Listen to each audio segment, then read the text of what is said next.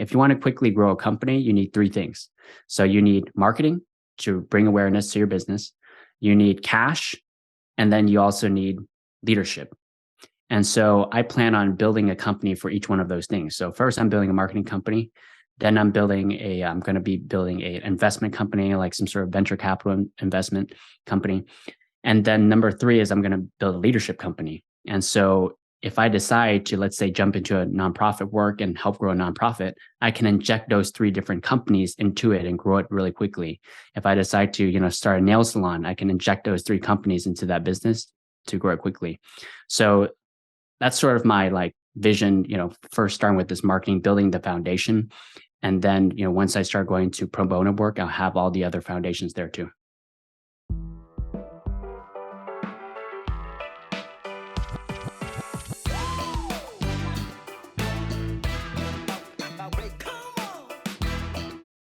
Welcome to the show. Thank you for listening. And don't forget to hit the subscribe button. Got a great show for you today. One of my favorite people I've ever worked with. We've got Phong Vo on the show. You can find him at Phong Vo Media. You can find the Phong Vo Show, which is another podcast. Today, the recording day, is his second day jobless as an entrepreneur. He's made his own job. He's going to talk about going from a normal life to prosperity and a purposeful life. He's going to talk about how he found his tribe, and he's going to talk about what it was like to quit his job and go out on his own. Welcome to the show, and welcome to the Edge of Excellence. Well, Phong Vo, welcome to the show. Coming out of the snowy, rainy, wet hills of Sacramento during this crazy year of rain. And today, or was it yesterday, is a big day for Fong. Fong has left his job and become full-time at his own company. So he started his own company kind of side by side with a job. And was it yesterday or today? Yeah, it was yesterday. Yesterday, he resigned at the other company, and he is now a full-time entrepreneur, CEO of Phong Vo Media, which is a social media marketing company, and also host of a podcast, which I was just on, the Phong Vo Show. So you can find Fong at the Phong Vo Show. You can go look up Phong Vo Media, but he is off and running as an entrepreneur. Welcome to the world of entrepreneur, and welcome to the Edge of Excellence. Hey, Matt, I'm happy to be here. Thank you so much for having me on. Happy to have you here. It's been a long time. I've seen you so many times in so many different places over so many years, but we had a little gap there, Fong. We had a little gap. So I'm glad I'm getting my Fong time back. We always had good times together, didn't we? Oh yeah, definitely. Every time, I was kind of actually nervous, because every time I admire you a lot, and I remember the impact you made in my life when I was in college work. So I was kind of nervous, but also excited at the same time to be here with you. Well, I admire you a lot too. Thank you so much for that. We're going to start off the way we always start off, Fong. And I can't wait to hear this, especially after our podcast that we just had. One episode of the Phong Vo podcast. What is your definition of excellence? Yeah. So personally for me, I believe that excellence is making a positive impact in the world and doing, being one of the best at it. And so, like whether or not people know that you are good at it or not, at the time, Mother Teresa, when she first started, people didn't know that she was the best helping people and making an impact. But over time, people started to find out. So that's my definition, making a positive impact in the world and being one of the best at it. Yeah, a lot of the great artists, musicians, spiritual leaders, in their lifetime, it wasn't realized their genius. Mm-hmm. So positive impact in the world and one of the best. So it's great to have a positive impact in the world. It's great to be one of the best at something, but you're achieving excellence when you're making a positive impact and you're really, really good at it. Mm-hmm. I like that. So you, at the ripe old age of 27, a newly minted entrepreneur and now a full-time employee of your own company, have had not the longest life, but we're going to go back a little bit. And I want to hear just kind of how you got where you got. And then we're going to talk about what you do on a daily basis and what is a social media marketing company and how did you start your own business and all that good stuff that got you into Sacramento, married with 2 kids at 27 years old, got a 6-month-old, a 2-year-old, probably not sleeping that much. Having great weekends, though. Great weekends of standing in a park. You're talking about simplicity on your podcast. Such a simple life, standing in the park, playing with the toys. What a wonderful world you've got in work and outside of work, but you got there somehow. So let's go way back to high school. What was that like? Mhm. 12 years ago. What was life like? How did you see yourself? What were you doing in high school? Yeah, so pretty normal actually. I was a normal kid. If you ask someone like, "Hey, what do you think of Fong?" It's like, "Oh yeah, he's cool." Just like that normal dude. In school, I was really bad at math. I was bad at science. Despite me being Asian, that stereotype. No, I'm terrible at that stuff. I'm better at the. I enjoyed the arts. Like English, speech and debate, history, especially history. So those were the subjects I excelled in. On my free time, didn't play any sports or anything, although I felt like I had this built-in energy that I could have, but I channeled that energy to something worse, which is computer games. So I played a lot of computer games. Sometimes I think back to myself, like I played strategy, right? So like strategy games, one of the games you level up. So like and they had this marketplace. So I would go in the marketplace, I would buy stuff for super cheap and then resell it, and I accumulated wealth in that game and I hit the max amount of money that you could make in that game. So I started another account to do the exact same thing. So, I was an entrepreneur in a game, you know? Well, yeah, well, and that's the way of the world now. You have these Right. AI simulations and alternate universe simulations where you can try things out. And I don't have anything against computer games. We were just talking about Lisa and Alex Bethal and the Sacramento Kings. They have a professional video game team that's housed in that stadium, right behind all the computer drivers that you can see when you walk into that wonderful stadium. If you go in a certain way, you can see through this glass wall and all the servers. Behind that glass wall is where the security cameras is, and that's crazy to see. Behind that, there's actually a room where they have a team, a professional team of people playing video games, but you weren't playing it for that. You weren't playing it to become a pro. You're expanding your mind through technology at that young age. Right. Exactly. I tell myself that to feel better about myself, but it's probably an addiction, you know? Okay, so normal life. My son, his cousin ratted him out for a few things, including playing too many video games. Explains his lack of a tan. I think he's spending too much time playing video games. So maybe a little bit too much time playing video games, but maybe some good parts to it too. Focused on English and history, leading a normal life, and then where'd you go to college? Yeah, I went to Sacramento State. Sac State. And what was life like there?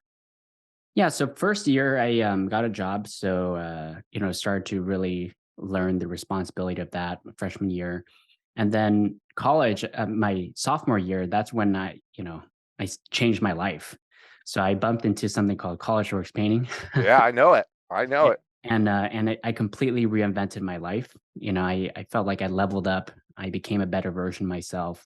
I just developed a lot of skills, soft skills, like sales, being able to work with people, empathy, things like that. But also I developed character, just perseverance, being able to be the person that, integrity, right?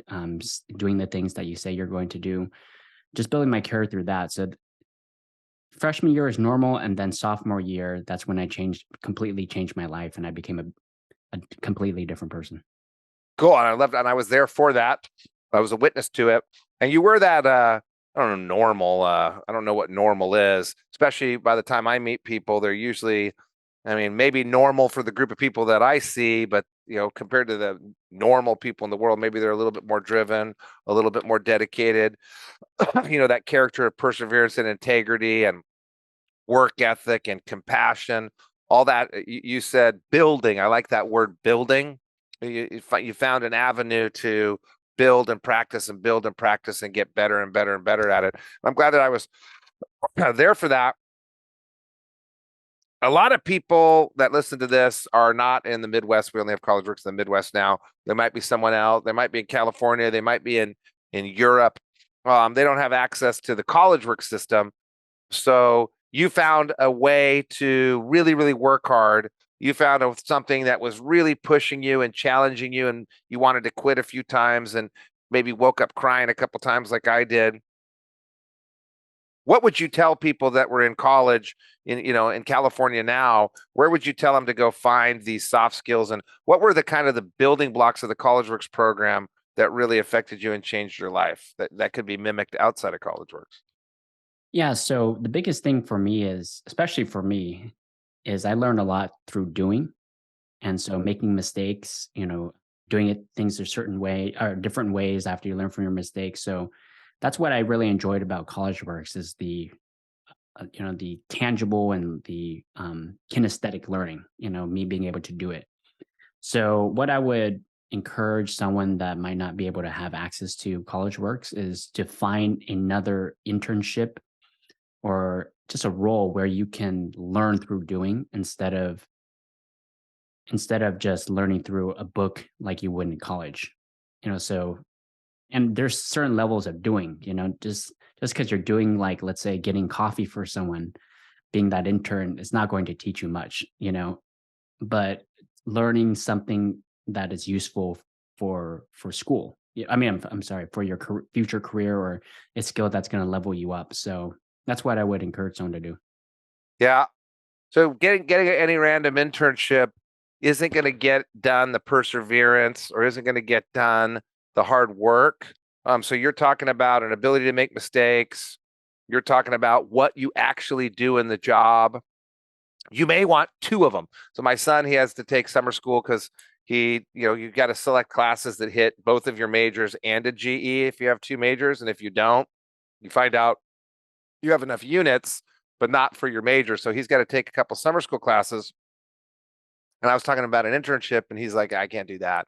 You don't understand. I got 13 units. I won't have time. Like, no. You don't understand, dude. You need to work 80 hours this summer. It's your last summer before you go to school. So yeah, you got 30 of it at work at your summer school. Pick up another 50 in an internship. So if you've got just a cush internship where you're working 23 hours a week, ain't going to cut it. Get another one. Get two internships, get a job and an internship, go to summer school and have an internship, because there's nothing that replaces hard work. And what I find with, I spend a lot of time with high school kids, you got to work 3 years. First job, you work 10 hours a week, probably get fired. Second job, and by the way, might be at a restaurant. You get these great interpersonal skills, might be digging ditches. You get a great belief in the value of hard work.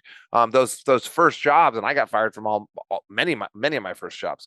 My son got fired from his jobs. You learn from that, and then you get a second job, and maybe your second job's a little bit harder, not easier, harder with a little more hours. But it's usually the third job before you can really start working 40 hours a week. And by getting fired, both my son and I, we learned about, I'm standing around and they fire me. Like, why didn't you tell me what to do? Oh, I learned. Better not wait for them to tell you what to do, or you're going to get fired. You learn to calm yourself in certain situations. As a waiter, I learned to always have a smile on my face. So learn by doing, which might take you looking for a couple internships. And there's also the amount of time you spend looking for a job. You don't take the first one that drops in your lap. Maybe that's the best one, but at least put the time in, show yourself enough respect to see what else is out there. So learn by doing, ability to make mistakes. You didn't mention systemic growth and training. We had a system in there. So you're actually got a way to learn. And then you said what you do, which you can talk to them about what a day in the life is, what a week in the life is, what the job description is. So you found College Works, and then you were sophomore at Sac State. You were a manager, and then you stayed for how many years? I forget. Yeah, I stayed for 3 years. So sophomore, junior, senior. The first year I was a manager, second year district manager, third year district manager again.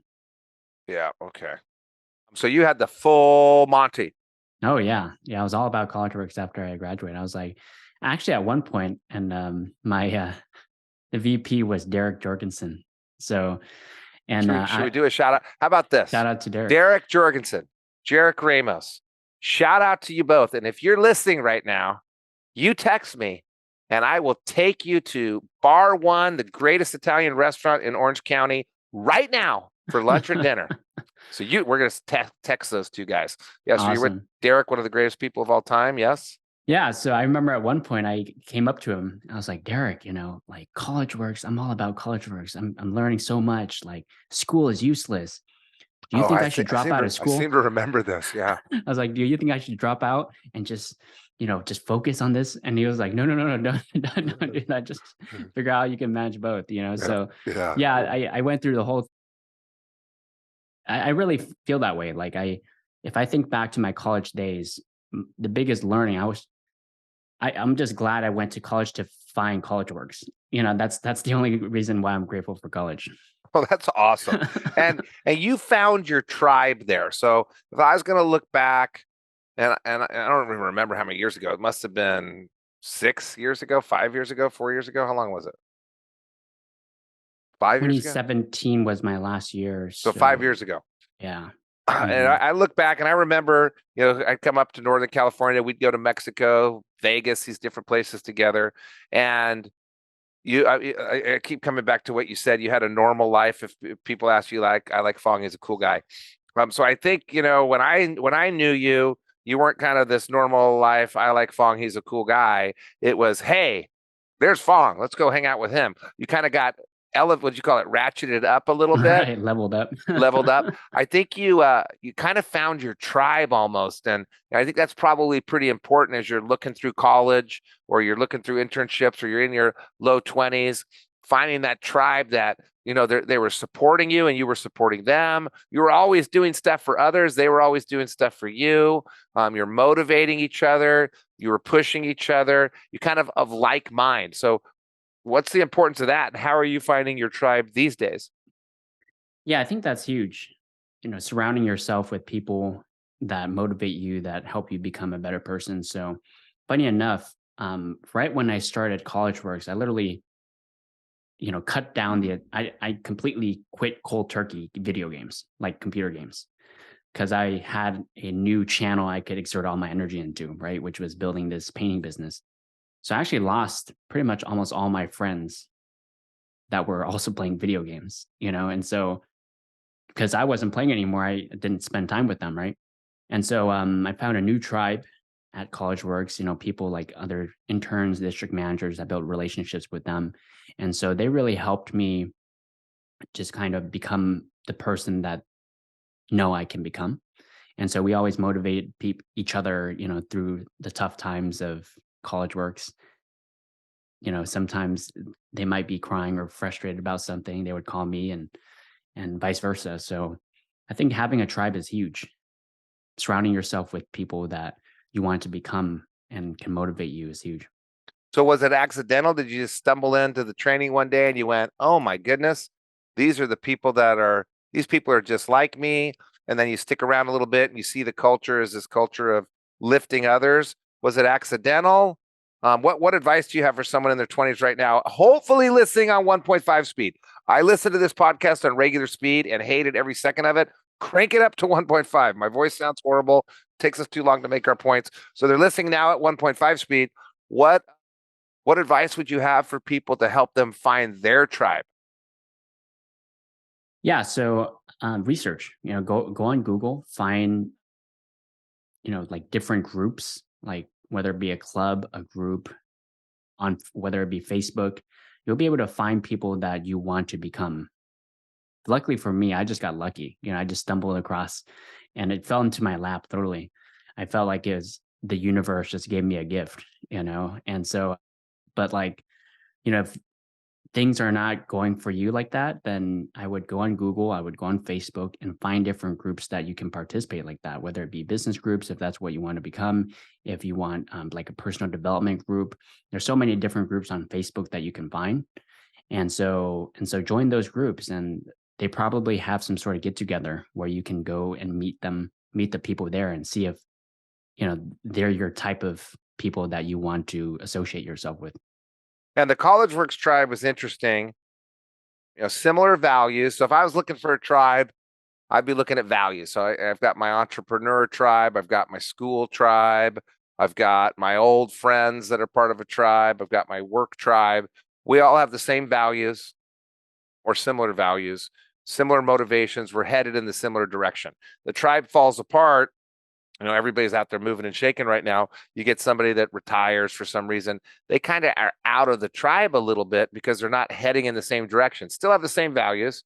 So values, direction. You had a tribe at College Works, and you see these Navy SEALs that stay tight together, people doing marathons together, people doing physical challenges, people that go to battle together. They're tied forever together. So you had this similar challenge that you had to work through together, I wonder how much of that was tribe building. And then back to what I said in the beginning, you guys had a culture of this where you're just helping each other out all the time. So you're give. And you have this service attitude, right?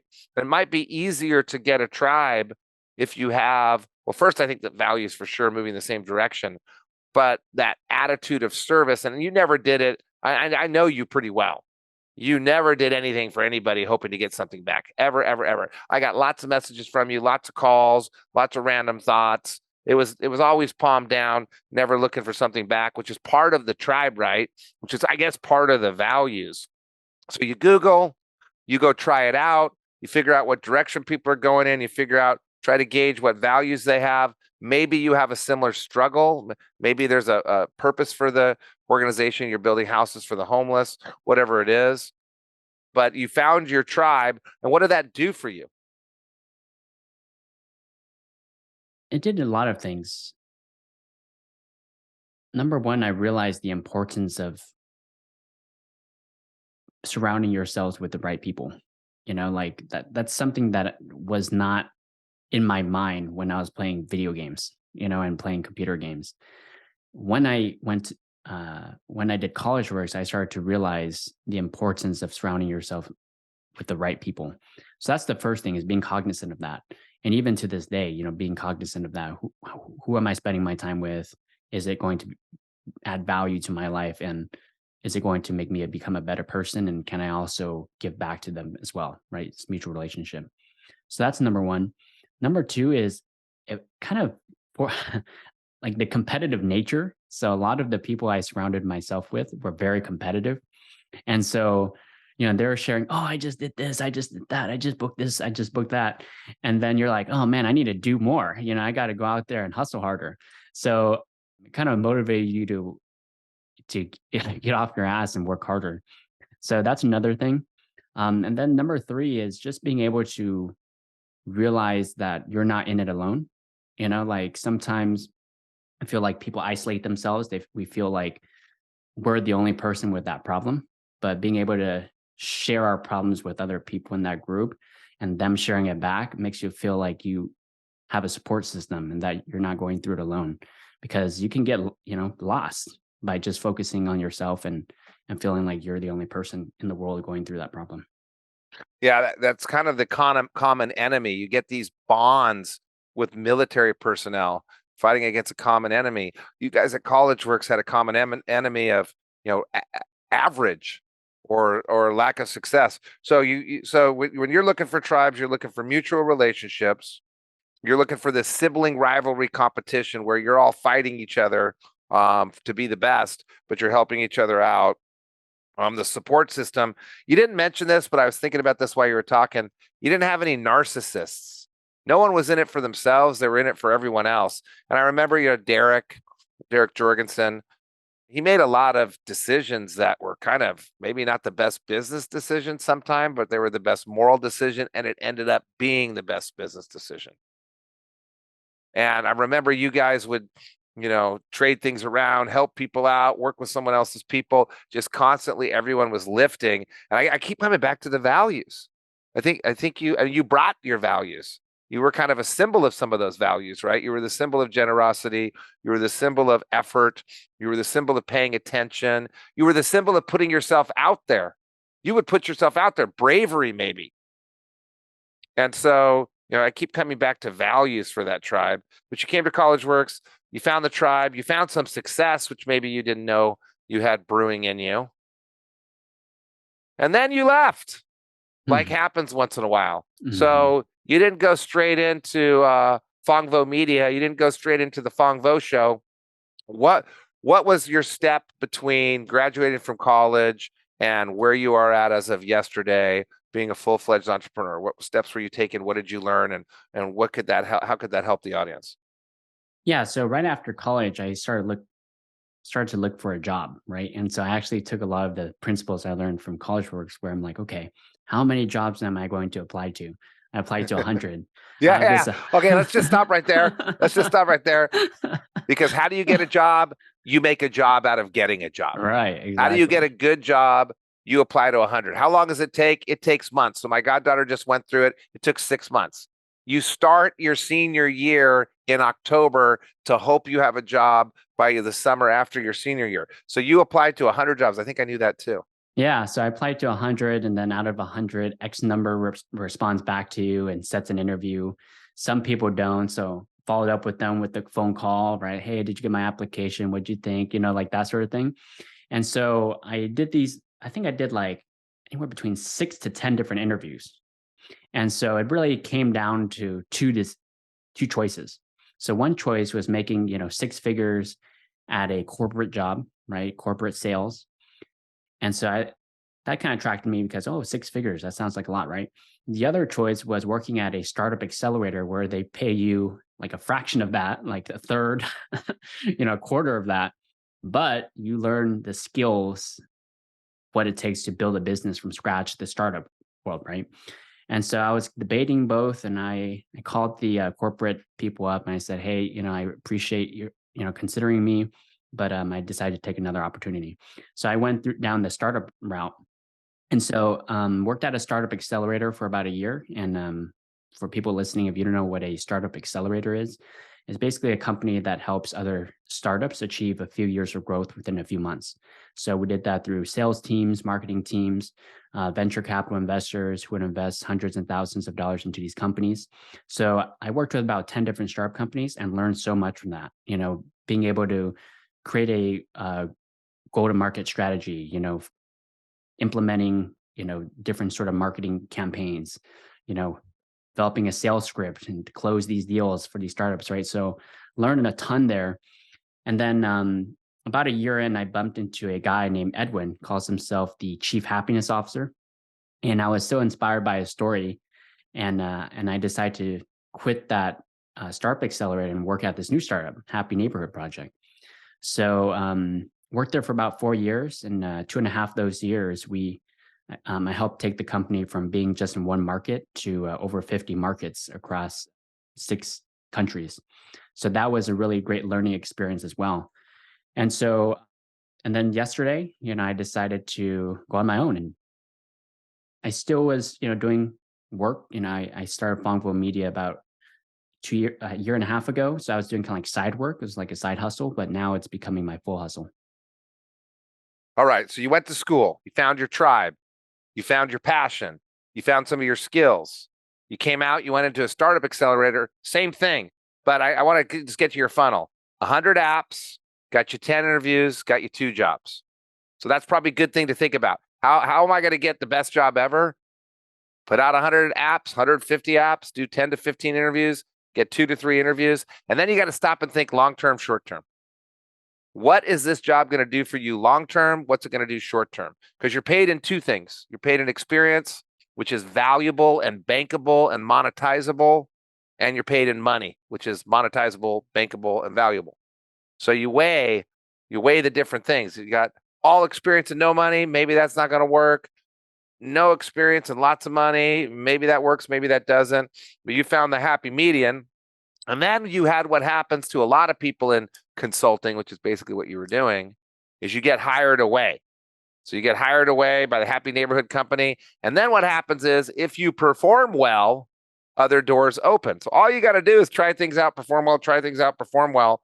And in your case, probably more confidence from the tribe, probably more belief in yourself. You start the side gig, test it out, gaining confidence, gaining belief to where you can pull the trigger and step out and focus full-time on Phong Vo Media. So tell us about Phong Vo Media. What do you do? What type of customers do you have? And what's your day-to-day life like? Mm-hmm. Yeah, so I help businesses grow their brand using social media. And so the types of companies I mainly work with are B2B companies, business-to-business companies. We leverage LinkedIn a lot. And we create content for them because in this day and age, you think about where are your customers' attention? The people are spending 2.5 hours a day on social media, so that's where their attention's at. So we want to be. Is that the average? It's the average of all age groups? Yeah, it's across the board in the U.S. So you have 60 and above that spend 0 hours a day, and you've got 16 to 21 that spend 6 hours a day. Although many of them, all the 60s, they're on Facebook now. They're scrolling Facebook, checking in with their families. So I think overall it's increasing. Wow. Okay. Okay, so people are on social media for 2.5 hours a day. They're a captive audience. They actually read the ads. They actually see the ads. They're not TiVoing their social media. They're not fast forwarding their social media.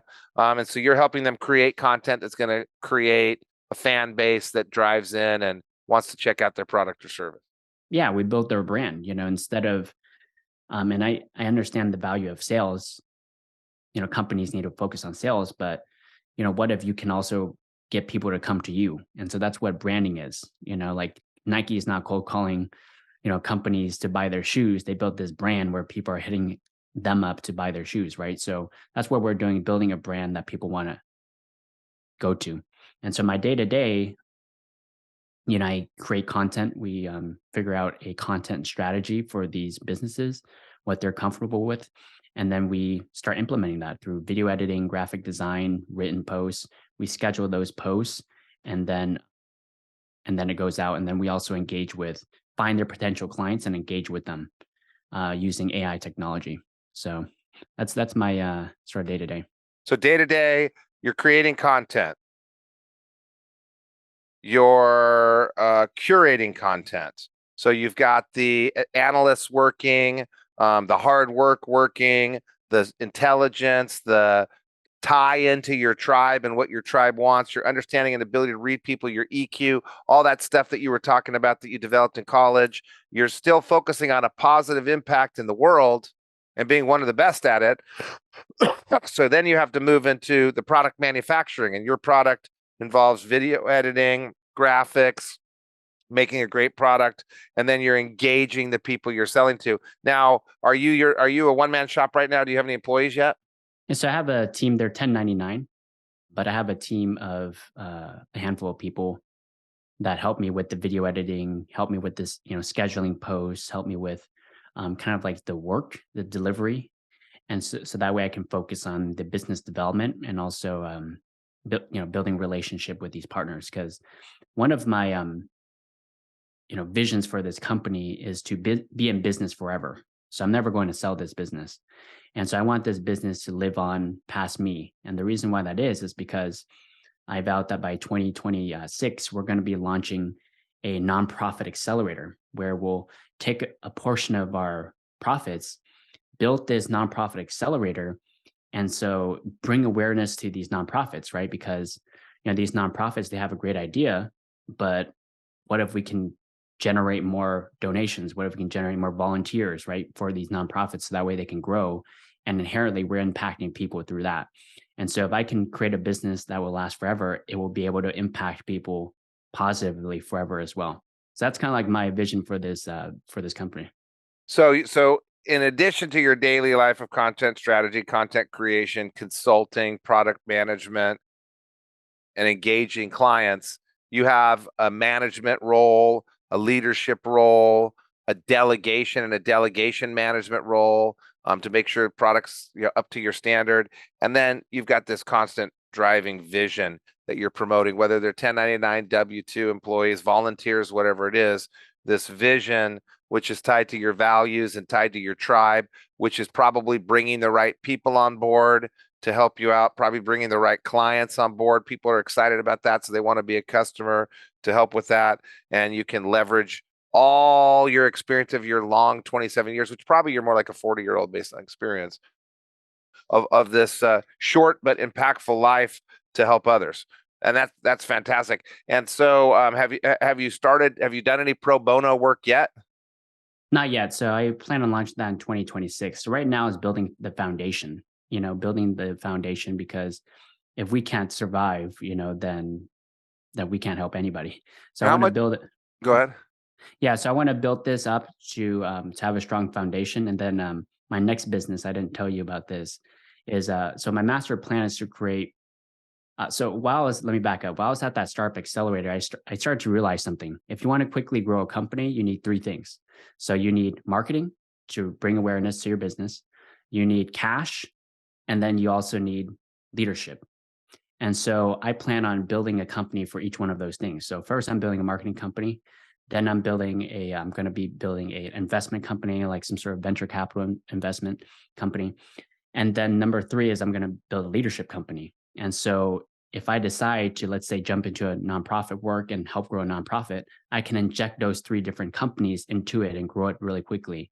If I decide to, start a nail salon, I can inject those 3 companies into that business to grow it quickly. So that's sort of my like vision, first starting with this marketing, building the foundation. And then, once I start going to pro bono work, I'll have all the other foundations there too. How much of your excellence, positive impact on the world, and one of the things that you're really awesome at, how much of that is setting goals and planning ahead? Because you got your 2027 plan, your 2026 plan, your 3 different businesses plan. How much time do you spend kind of laying out a life plan and tracking to a life plan? Yeah, so I do that every week. One thing I made a goal for myself is to plan more this year. And so, one of the books I read in college was 7 Habits of Highly Effective People, which was recommended by CollegeWorks. At that time, I wasn't ready to receive it, if that makes sense. I was immature, at that age. And now that I have kids, a wife, I got to manage, different priorities, different roles. I decided to read that book again, and it hit a lot differently this time around. And so I'm implementing a lot of those things is to, build a life of values and principles, what matters to me, and then also planning along with that. Now, it's still a work in progress. I can get a lot better at it. But I spend about a week, every week planning out, sort of my future and my short-term goals. Goal setting, life planning, tracking it weekly. Yeah, I read that book a long time ago. You're kind of spurring me to read it again. Since I had my bike crash, I've been reading a lot more. I didn't remember. I forgot about the life of values and principles. So for those of you that haven't read the book, Stephen Covey interviewed lots of successful people and found they had 7 common habits. One of them was working in time management to do things that are important and not yet urgent. One of them was leading a life of value and principles. And I believe he talked about defining what your values are and what your principles are. And I got to go look back and see what the other 6 were, but it's one of the guru books, one of the big business books. You got Carnegie, you got Collins, you've got Maxwell, and you've got Stephen Covey, and many, many books since then. I think he wrote it 30 years ago or so. He's from Utah. I know that. A lot of books since then are building on some of the things that he talked about after doing his interviews. So you're spending a little bit of time every week thinking about the bigger picture, thinking about the life plan, thinking about where you're going, and you're doing it for yourself, for your family, as well as for your business. Yeah, exactly. And, my personality type, I actually look at this type back in my intern year, you sent me a disc test to take, and I looked at that for the first time since then. I'm like, wow, this is me. But I have a tendency to be long-term focused. I'm like vision, like look at the vision, like I think a lot about the future. And so like, I got to balance that out with like planning and getting to that vision, making that vision a reality. Yeah, but that because of experience and wisdom, and that from trial and error, and everybody's got their thing. I tell you, I'd love to be the type of person that was constantly 10 years ahead and having to worry about what I'm doing now, as opposed to the person that's worrying about what they're doing now, not worried about 10 years from now. Right. Yeah, I think you're in a better place.